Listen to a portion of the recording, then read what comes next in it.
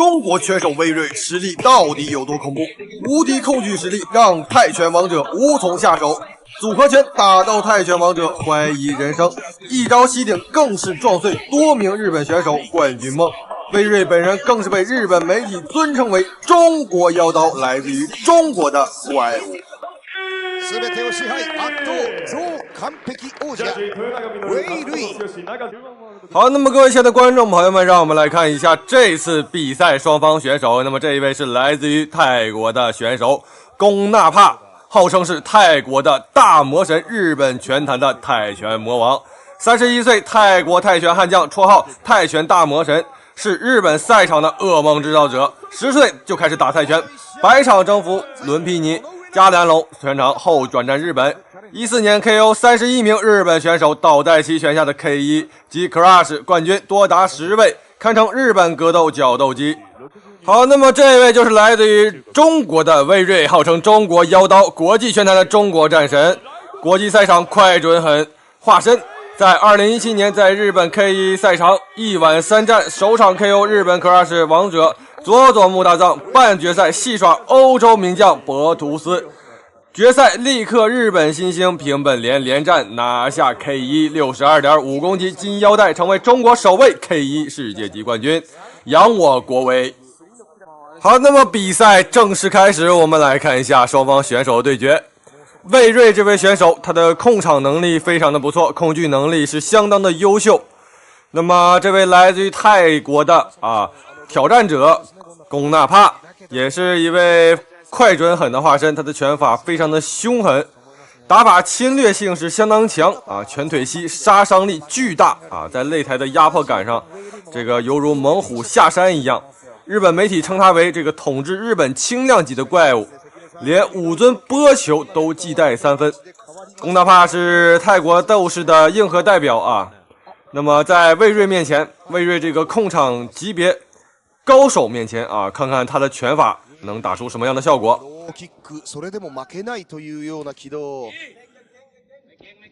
ミドルキックバチンと、いや久松さん思わずこれ声聞こえましたが、すごいですね。バチンって音が響いて。右。なんかムエタイの試合見てるみたいですね。確かに。ウェイリーあれですね、さばくっていうよりも自分からなんか言ってますね。そうですね。前に出て返してウェイルイ。ちょっと効いた。今右。それも勝て。いやパンチもうまいですね。好，宫纳帕率先一个直腿，这个魏睿也毫不逊色，直接来一套组合拳回击，再来一个左摆下摆，好一个踢击，直接鞭腿袭击这个宫纳帕下盘。你可以看到宫纳帕的这个膝盖是一直在保持运动，随时准备给魏睿来一套杀招。宫纳帕的打法压迫力极强，但是魏睿的控场能力是相当的优秀，可以看到魏睿正在保持着与这个宫纳帕的一个非常微妙的这么一个距离。宫纳帕的很多次打击都，这一个跳拳非常的不错。宫纳帕首战失利，有点小失利。好，那继续战斗。魏睿的眼神非常坚定连续的正踢骚扰，魏睿来假动作了，控场能力非常强非常不错，可以看得出来。两边继续换腿，这样魏睿来直拳，小直拳，连续的小直拳，再来一个鞭腿袭击。这一个飞腿，这个飞腿还是非常的危险的如果说被对手搂腿的话。好，第一回合战斗结束，我们继续来看一下第2回合。第一回合的魏睿在跟这个宫纳帕进行了一波小小试探。魏睿的控场能力非常的强一直在跟这个宫纳帕保持着一个非常不错的距离，也是没有让宫纳帕得到什么这个拿出他泰拳的这个优势，打法的侵略性也没有体现出来。好，那让我们继续来看一下第2回合。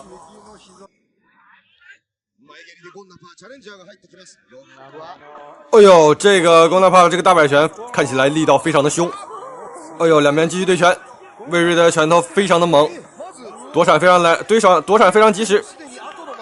龚大帕连续失利，脸都红了，有点急了。好，这边对拳非常激烈，连续的踢腿。魏睿一直在保持距离，他的战力非常的优秀。龚大帕这边打得有点急。好，边腿，直腿，哎呦，这一脚没有踢到。魏睿的这个距离把控相当的优秀。いや前回の大会ではその実況中幻影と戦っているようななんていう表現がありましたが、また違ったウェイ・ルイ攻撃力というスキル見せつけています。左のゴンナパーも放っていく。マサトさん、今間合いなどどうですか？ちょっといい感じ，でもまだ。哎呦，龚大帕奋起反击，一个直拳。魏睿这边仍然保持距离进行骚扰。哎呦，这个搂腿差一点。两边的这个拳法观赏性极强，一直在拼拳。好，假动作。两边的这个拳商极高啊，拳商极高。龚大帕一直用假动作配合这个直拳来这个骗魏睿，魏睿也是把握这个距离，连续的小拳骚扰这个龚大帕。龚大帕被打得明显有点急了，打法侵略性极强啊，但是这个魏睿啊是步步为营，一直在消耗这个龚大帕的体力，连续的炮拳也是这个得分极高。龚大帕这边急了，继续打一个侵略性极强的这个拳法，继续往前压。哦呦，这边这个下摆，魏睿贴身直拳。右ミドルはゴンナパー。ゴンナパーも頑張ってるな。ゴンナパーも意地を出して。いや気持ちもこれ相当ですね。あとウェイの右のジャブですか。はい。絶妙なタイミングで入ってますよ。右ジャブ。これ。これ。止まったんですよね。はい。今はその右何かこうつっかえ棒のようにして相手を止めます。左へ回って左。ストレート。马萨托萨良好，又是一招鞭腿，给龚大帕打的下盘不稳，连续的拼拳。哦呦，这个下摆非常漂亮，这个击打腹部，龚大帕下狠手了。哎呦，龚大帕这一拳威力相当之大。相比之下，魏睿想要跟这个龚大帕拼拳，看起来是不太好拼。好，第二回合战斗结束，两边友好碰拳。好，那我们继续来看一下第3回合。これこそ5ラウンド見たいですよね。ですね。そうですね。いや面白いなこの攻防。好，两边一上来就开始拼腿，像跳舞一样啊！继续拼拳，魏睿这边躲得非常不错。魏睿看起来像找到了节奏感一样，打出了节奏感。可以看到他的节奏把控非常不错，跳起来了。相比于前2回合，魏睿打的这个第3回合变得打法更加激进，看起来也是摸透了龚大帕的这个打法，连续的躲闪非常不错，再接这个鞭腿来骚扰这个龚大帕。龚大帕现在相当难受，一直被这个魏睿牵着鼻子打。泰拳王者龚大帕这个打法侵略性相当之强啊，但是面对魏睿，像陷入了一个泥潭一样。有劲儿使不出，魏睿这边连续后退，但是不忘反击。哎呦，魏睿这边打得相当不错，这个打出了节奏感，节奏是牢牢把控在自己手里。龚大帕这边已经上头了，追着打，但是有效击打太小了。男前の試合してますよ、ゴンナパーも。いやすごいな。いや久松さん、ちょっとこれ想像できないような領域でしょう。そうですね、ゴンナパ選手全然倒れないですね。もう顔面真っ赤にしながら思いっきりローキック蹴りますからね。すごい気持ちの強さが。赤いムエタイ大魔神。ちょっとウェイのパンチに力がなくなってますね。これ気になりますね。ちょっと踏ん張れないのかな。近距離足を止めての打ち合い、ローキックはゴンナパー。两边互相侧踢，哎呦，两边下狠手了，这个踢腿的这个力量相当之足。龚纳帕的体力看起来有点不支了，被连续的消耗。再来踢腿，力量是逐渐的微弱了。龚纳帕这边后退，被魏睿消光低了体力。魏睿这边势头仍然足，节奏是非常的好。好的，魏睿这边进攻相当猛，开始反击了吗？哎呦，这边挨了一拳，问题不大。龚纳帕这边进攻相当凶猛啊，但是势头是越来越不足了。好，连续的躲闪不错，魏睿这边躲闪的这个反应力是相当之快。又是一个脸部命中，再来，哎呦，这拳差一点，魏睿。そうですね。致命打にはなってないですよね。インローにも好，魏睿这个张开双臂，像个快乐的孩子一样啊，高兴的这个飞起来了啊。好，时间结束，3回合战斗结束。最后魏睿虽然说没能 KO 对手，但是看起来有效击打数是仍然远高于这个龚纳帕。那么让我们来进入最后的一个宣判。好，那看起来是魏睿获得了本场比赛的胜利，让我们恭喜来自于中国的妖刀魏睿赢得本场比赛胜利，卫冕获得金腰带。好的，我们感谢各位的收看，我们下期再见。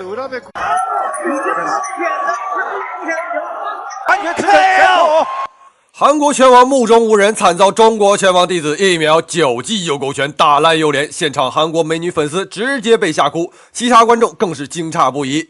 韩国拳王更是被当场打哭，直言再也不敢挑衅中国人。金世基面对中国选手居然狗眼看人低，眼睛都不眨一下，实在是目中无人。此前韩国选手也是派出多名拳王踢馆中国拳坛，将中国选手打死打伤多人。金世基这小子啊，更是狂妄宣称大韩民国拳术世界第一。好，那么大家可以看到，这个非常嘚瑟、扭着六亲不认、二步不迈、妖娆舞姿的嚣张选手，就是来自于韩国的重炮手拳王金世基。好，大家也可以看到，这个家伙脸上也是挂满了自负嚣张的笑容啊，仿佛在中国的冠军已经是自己的囊中之物一样。这家伙也是张开双臂啊，宣称韩国才是世界第一。中国只是韩国拳坛的一个绊脚石。 자, 왔습니다. 우리나라에서 제일 근성 있는 파이터. 자, 여러분 힘 한번 주세요. 자, I say 힘, you say 세기. 갑니다. 자, 정국. 1번!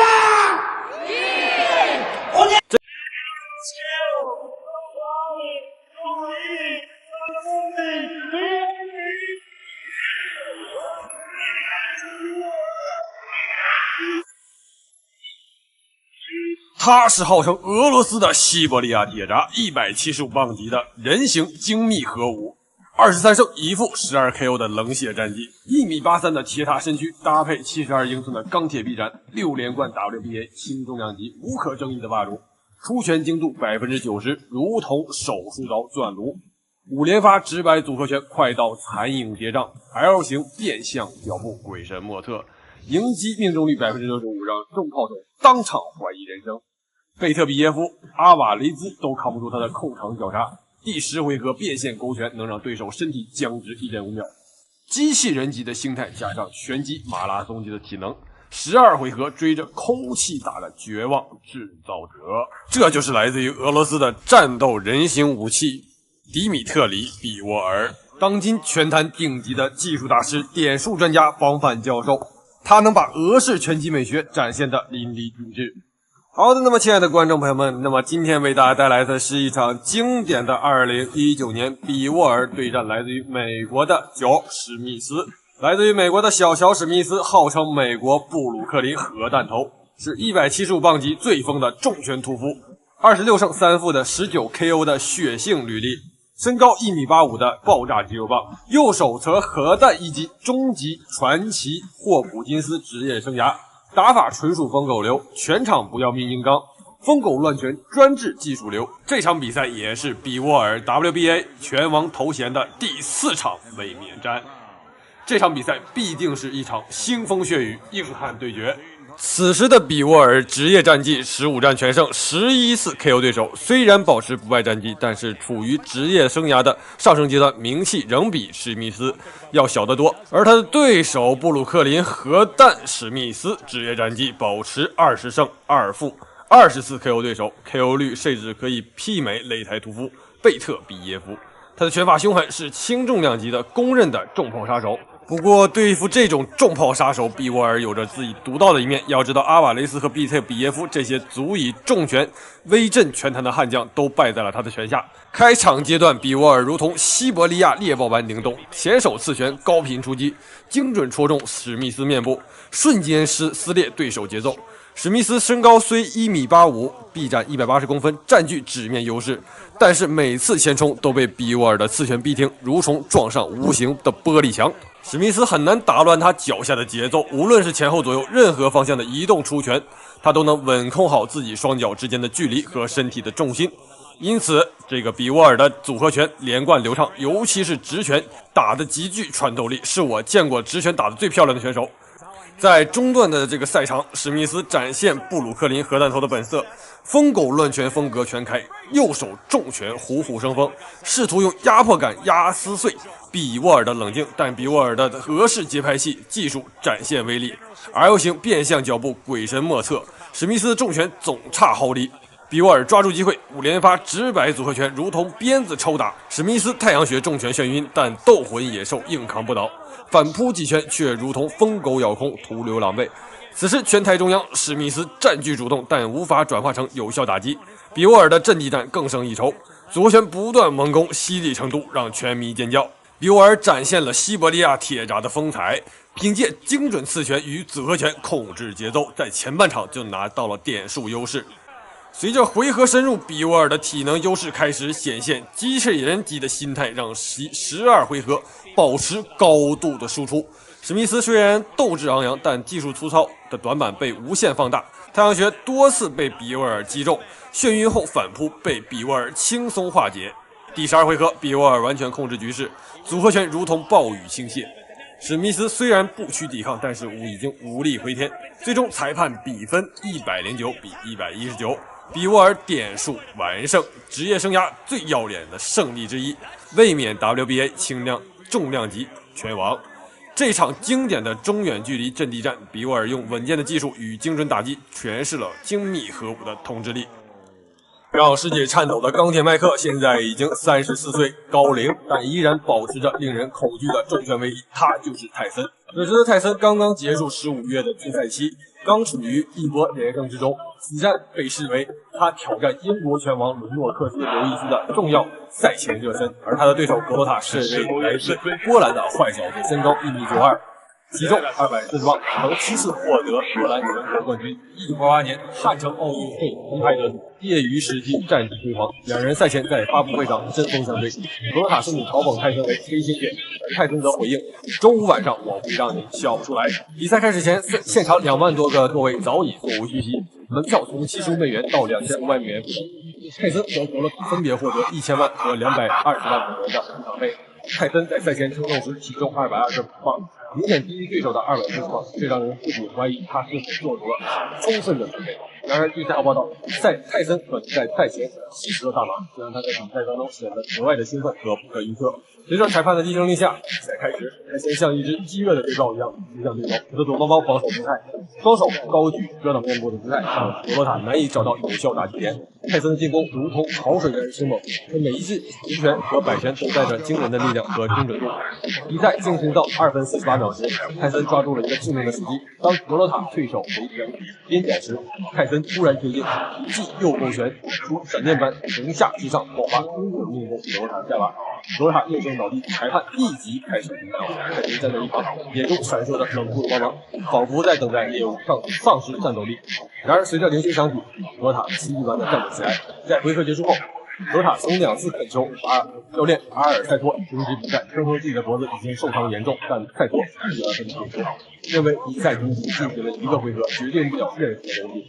第2回合开始后，泰森的攻势更加凌厉，他像一台精密的下注机器，不断利用快速移动和进行压迫打破格罗塔的节奏。格罗塔虽然依然身高不可占优，但是泰森的运动身材和第一重心，让他能轻松突破内线，施展自己。格罗塔试图通过搂抱战术延缓泰森的速度，但他未给予有效指导。泰森无视这些小动作，持续用复合拳攻击对手头部。格罗塔的左眼角被直接打爆，血流不止。颧骨也出现了明显骨折，更严重的是 X 光检查他的骨椎出现了一道裂纹，同时伴有脑震荡和椎间盘突出。第2回合结束后，格罗塔的教练再次试图让他回到前台继续比赛，但是这一次格罗塔坚决拒绝了。他不仅拒绝戴上牙套，还是提倡了试图骗取他的裁判。面对这种情况，裁判不得不宣布比赛结束。真被判定为技术性指导不正。然而赛后。这场比赛赛后，泰森被检测出体内含有大麻成分。一些根州运动管控委员会裁定泰森只以3个月在处罚，并且将比赛结果由泰森 TKO 获胜改为无结果。这一决定让现场观众们感到震惊和愤怒。他们原本期待一场精彩对决，却因为泰森的无敌行为未能看到完整的比赛。这场比赛虽然只进行了2个回合，但是它却成为了拳击史充满争议的经典一战。泰森的重拳威力得到了验证。这场比赛也被世人称之为个人对决。中国拳坛抗日名将魏睿全盛时期到底有多强？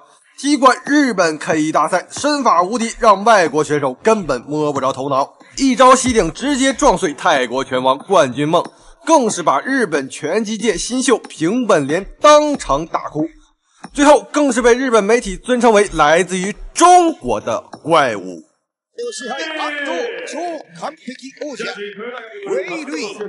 好的，各位亲爱的观众朋友们，让我们继续来看魏睿踢馆日本 K1 拳赛的第3期。好，那么这一期我们来看一下双方选手，这一位是来自于罗马尼亚的重炮手，欧洲踢拳界的号称人形火炮。1991年出生，罗马尼亚籍踢拳悍将，职业战绩22战19胜2负1平5次 KO， 是 WAKO、WTKA 的双料世界冠军，被誉为欧洲重炮手。好，那这一位想必大家也很熟悉了，来自于中国的号称妖刀自由搏击界的中国战神，是中国自由搏击界的一个传奇啊，以敏捷的技巧和暴力 KO 闻名国际拳坛。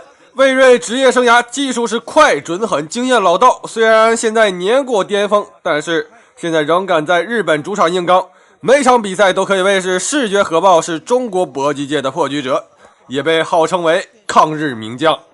好，那这一次也是魏睿首次对战来自于罗马尼亚的斯波图，两边的拳法风格可以说是相当迥异啊。斯波图以这个重炮闻名啊，重炮手，他的这个踢击也是相当的凶狠。那我们的魏睿是以这个灵巧敏捷著称啊，技巧性的选手。那么面对斯波图，以力量抗衡显然是不可取的。我们可以看到一开场斯波图的进攻就相当的凶悍，体现了作为一个重炮手的标准的赛场素养。但是魏睿的这个经验仍然老道啊，我们可以看到他的这个躲闪是相当的快速，让这个斯波图这个笨重的炮拳发挥不出来什么优势。これがね、やっぱりウェイルイのテクニックがね、どうさばくかですよね。対外人選手に負けたことないっていう。这边魏睿失误被抓取了，但是还好，对手的这个进攻没有取得太高的效果。魏睿的躲闪还是相当及时，及时脱于与这个斯波图的这个战斗。他心里也清楚啊，斯波图的这个拳法相当凶狠，重炮手一旦被这个抓住，这个蓄力一拳，自己就容易当场被直接 KO 了啊！这个斯波图的 KO 力还是相当之高。ボディ左フック軽く引っ掛けるようにしていきました。手首の返し。ストレート。谷山戦は最後の第3ラウンドアッパーもブンブン振ってきたスペトク。そこに至るまではしっかりと戦いを作ってきました。左ミドル。もう一つ。斯波图的这个拳法和腿法都相当硬啊，进攻力度相当之足。可以看到是一出手就是全身的力量带动这个腿部肌肉还有这个拳部。可以说这个拳法如果说一旦 KO 的话啊，一旦击中的话，魏睿就有点凶多吉少。不过看得出来啊，魏睿的这个躲闪啊，之前的几场比赛我们也能看得出来，魏睿的这个躲闪是相当及时，反应能力是相当的迅速啊，经验也是相当老道，拳商是相当之高，靠脑子来打这个比赛的一个选手。距離が遠い。蹴りもそうです。パンチも届きません。なかなか左膝。右入れた。今うまかった。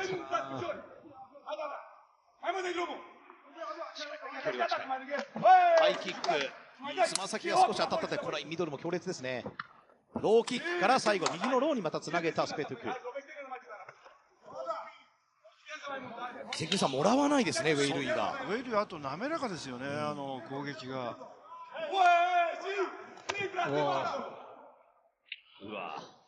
柔らかいんですけど打つ時。好，第一回合战斗结束。魏睿的这个打法在第一回合也是以试探为主。看一下斯波图的咸蛋啊，尝尝咸蛋。斯波图的这个进攻风格相当的硬啊，相当的狠。这个也是以重炮为主啊，重炮为主。这个打法是相当的狠，但是面对魏睿有种陷进泥潭的感觉，有力使不出，打在棉花上的感觉。魏睿一连续的小躲闪，让这个斯波图有点摸不着小头脑。中村さん、当たってないんですもんね。そうですね。さあ、最終の第3ラウンドが始まります。決勝進出をかけた。好，那么下一回合开始，可以看到魏睿也是掌握了比赛节奏，开始跟这个斯波图打一个走位，打站立，跟这个斯波图走位。斯波图的进攻相当猛，哎呦，这个连续的左摆可以看得出来，斯波图的这个在重炮领域确实是颇有建树，而且这个斯波图的身形相当低矮啊，像一个坦克一样。这个如果说你这个坦克啊做的比较高，就会容易受到打击，越低矮越容易这个躲避这个对手的这个打击，然后自己的这个攻击啊也是相当凶狠。斯波图的这个体型啊，它就像一个坦克一样，对吧？像一个装甲车。魏睿看起来相当高啊，但是他的身形非常灵巧啊，非常灵敏，经验也是相当之高。这场比赛看得出来啊，双方的这个对决还是相当精彩。斯波图的这个进攻仍然凶猛，找到机会就直接对魏睿进行猛攻。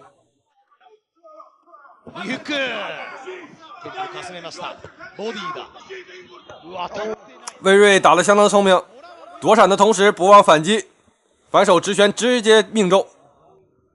反观斯波图的这个重炮非常凶猛啊，但是有效击打数太少了。两边开始缠斗，斯波图的这个进攻有点泄气了。哦呦，又是躲闪之后反手一拳，魏睿的这个打法太聪明了。现在斯波图又被打的像之前的几位选手一样啊，又是被魏睿搞的这个心态有点崩了，而且体力也是见底了。哎呦，这个拳法打得相当不错，魏睿的这个拳商实在是太高了啊，太高了。ガードも下がってきている、腕が伸びなくなっている右手がサイドキックもここで繰り出してきます。中国三打もベースにありますウェイ・ルイ。いや、これもヒットはしてない、強くは。おお、チェックスミン。こう幻影と戦っているかのようです、スペトクにとっては。スペトク1回戦じゃすごく強く見えましたけどね。なってしまうんですね。うわー、どんどん削られて顔面ももらう。哎呦，这个躲闪非常的不错，魏睿闪的非常的好。好，这边斯波图又是踢击，比赛回合快要结束了，双方看起来要进行一个比分。斯波图的进攻多次被这个魏睿化解，躲闪太及时了，斯波图有力使不出的感觉，非常难受，上身都已经憋红了。好，魏睿反击，魏睿每次都是躲闪之后挑个机会直接反击。好，那战斗结束，连续的战斗让斯波图的体力耗尽，有效击打数也是明显低于这个魏睿。那最后的胜利到底是谁能花落谁家？我们来看一下裁判的宣判。好，那最后看起来是魏睿比分胜出，赢得本场比赛的胜利。对手也是相当敬佩啊，斯波图的这个进攻是完全被魏睿化解，魏睿的这个拳商实在太高了。让我们恭喜来自于中国的魏睿赢得本场比赛的胜利，再次夺冠。好，我们下期再见。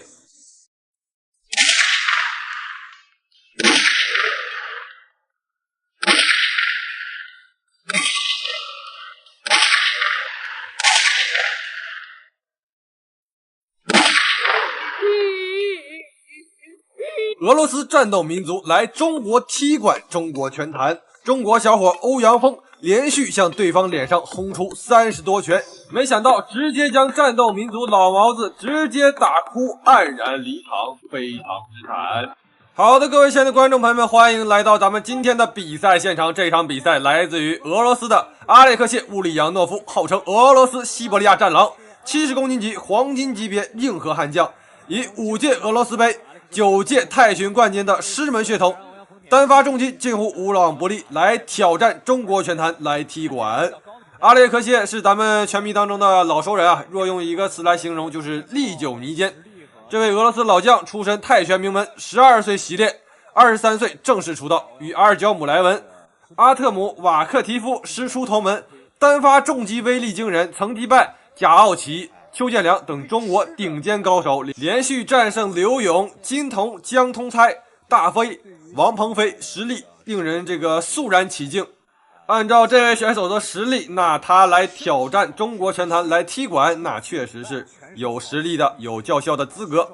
那么红方是咱们来自于中国的欧阳锋，号称小吸毒，是中国的搏击利刃，70公斤级世界王者，以16战16胜16 KO 的不败神话，横扫 K1，以 WF 双料金腰带，让中国力量响彻世界擂台，是70公斤级的领军人物。他的技术如同暴风梨花，擅长卡夫踢加上组合拳加上精准反击的打法，尤其擅长在第3回合KO对手。那么这一次也是欧阳锋与乌里扬诺夫的首番战，可以说两人是第一次在擂台上见面。乌里扬诺夫是一个非常强力的选手，欧阳锋必须要谨慎对待。可以看得出来，一开始乌里扬诺夫打得非常谨慎，是一个老练的重型战车型选手啊。现在比赛已经过去了半场第1回合，我们可以看到乌里扬诺夫的打法是非常的稳重，以及我觉得他希望把每一个动作都记下来回去来研究。对，好。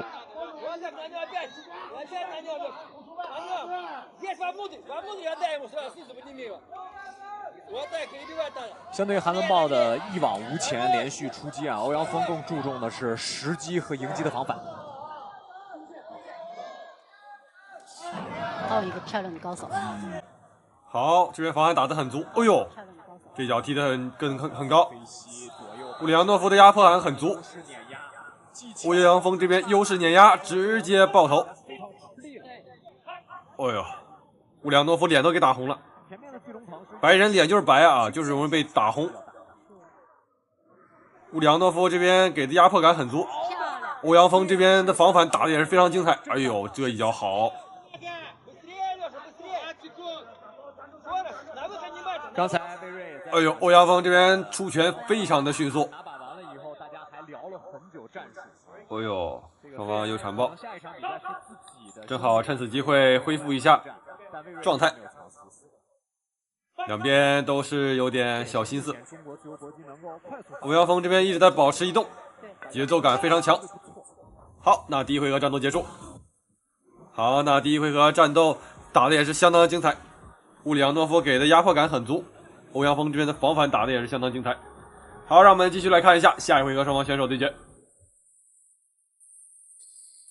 实战的决赛，欧阳锋对阵阿列克谢·乌里扬诺夫。第1回合欧阳锋优势有，但不是很明显，不是那么大。乌里扬诺夫的防守在自己体能充沛的情况下还是做的不错的。对啊，在对攻的能力上也还可以。乌里扬诺夫目前的情况呢，他的拉扯能力是不错的，但是相对于阿豹的这个永动机式的前冲啊，欧阳锋的拉扯能力可是顶级的。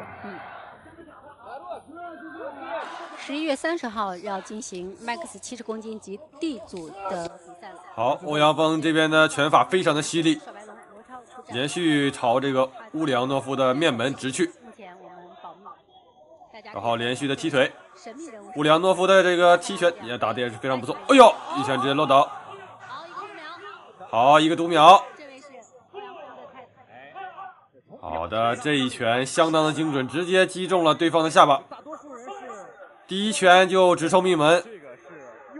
欧阳锋的这个拳法可谓是相当的狠辣啊，相当狠辣，不愧是小吸毒。一次读秒之后，这一回合基本上稳了。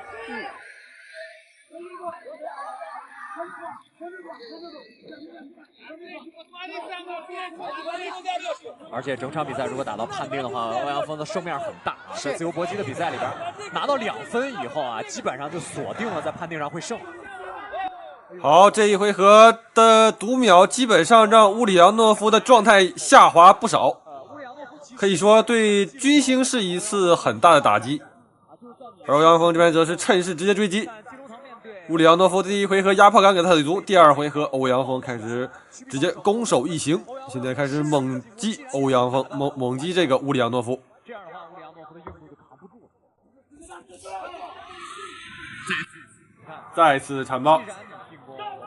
好，既然这个都这样了，那只能互相不相让，直接缠抱，也是给予双方的一个空间。现在比赛还剩54秒，乌里扬诺夫的状态非常的差啊，非常差。欧阳锋这边的这个状态相当不错。哦，看起来乌里扬诺夫是鼻子受到了重创，鼻子还有这个左脸这一块。比赛要叫停吗？欧阳锋打的真是非常的猛啊，非常的凶猛，让这个战斗民族来的大汉啊都已经招架不住。好，那看起来还是可以继续比赛，不愧是战斗民族。好，那比赛还剩50秒，欧阳锋最擅长在第2回合到第3回合这中间 KO 对手啊，看一看在50秒之内啊能不能创造一个 KO。欧阳锋这边打的这个精准防反加上这个踢拳的组合啊，真的是非常的过瘾。反倒是乌里扬诺夫的这个腿法就有点落于下风。现在比赛还剩25秒，估计是造成不了 KO 了。比赛看起来要拖到第3回合。这一个时代的选手，两边的这个拼拳啊，相当猛。经9次拿到俄罗斯泰拳的冠军，对，3次 IFMA 欧洲泰拳的冠军。现在都是95后甚至千禧后的时代。是的啊，在自由搏击的这个赛场上，因为竞技体育没有办法，后浪推前浪的这个趋势会越来越快。好，第2回合战斗结束。要说的话，乌里扬诺夫也是一个老将了啊，在这个赛场上也是被新兴的力量啊打到了第2回合。好，第2回合战斗结束，让我们继续来看一下第3回合双方选手的对决。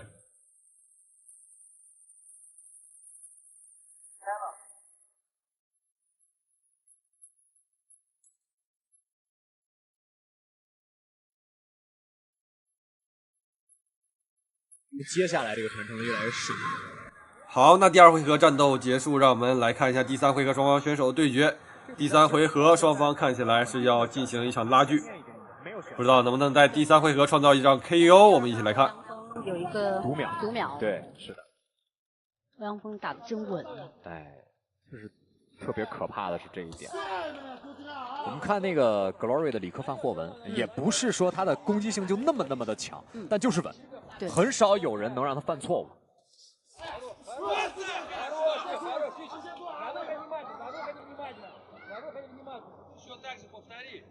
乌里扬诺夫调整心态和比赛状态的能力也是很好，前面抢攻拿不下来，开始走稳健流。好，现在开始前面拿不下来，开始走一个稳健流。我可以看到双方的这个打法还是偏向于这个近身的近距离拼刺刀，但是乌里扬诺夫这边打的还是比较僵硬的。欧阳锋这边一直在拉扯，好，这一脚漂亮。现在比赛又过去了半场，欧阳锋能不能在第3回合创造一个 KO？ 乌里扬诺夫现在也是状态极差，两方的体力也是差不多见底了。欧阳锋虽然说一直在拉扯，但是对体力消耗也是非常巨大。哎呦，又是一顿猛击，乌里扬诺夫站立明显不稳。哎呦，漂亮！